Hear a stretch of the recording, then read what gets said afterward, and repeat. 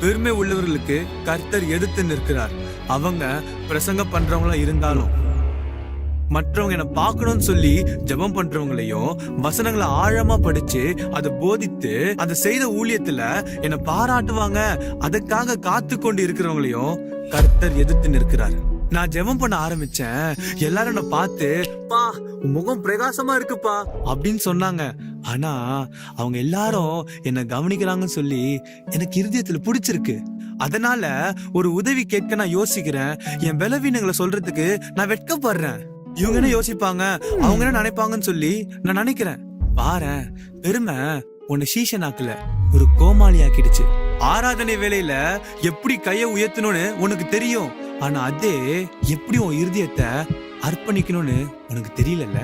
நீ வசனங்களை நல்லா மனப்பாடம் பண்ற, ஆனா அதன்படி வாழ மறந்துட்டியே. சபையில பிரசங்க நேரத்துல உனக்கு ஒரு கஷ்டம்னா நீ அழுற, ஆனா அதே கஷ்டத்துல மற்ற ஒருவன் இருக்கும் போது ஏன் நியாயம் தீர்க்கிற? நீ கடினமா உபதேசம் பண்ற, ஆனா ஒரு தப்பு பண்ணிட்டனா அதை ஒத்துக்க முடியுதா? நீ உபவாசத்துல இருந்த, மனம் திரும்புதலுக்கு இல்ல, ஏதாவது பலன் கிடைக்குமான்னு சொல்லி கேளுங்களேன். முதல் பாவம் செக்ஸ் கிடையாது, கொலை கிடையாது, ஏன் திருட்டு கிடையாது, அது பெருமை.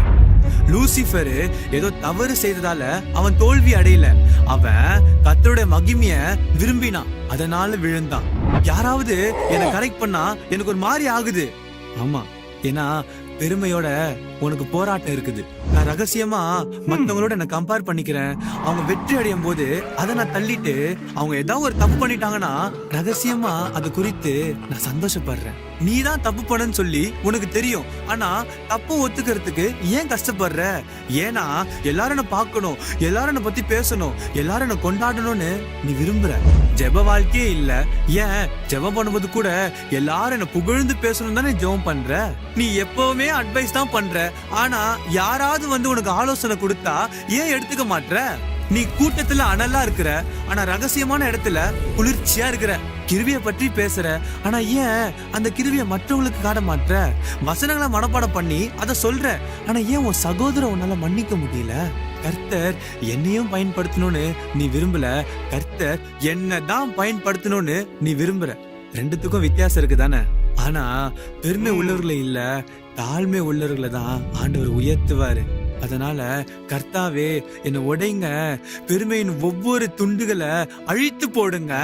ஏன்னா நான் வெளித்தோற்றமா உங்களை போல இருக்க விரும்பல, நான் உள் தோற்றமாவும் உங்களை மாதிரி இருக்க விரும்புறேன்.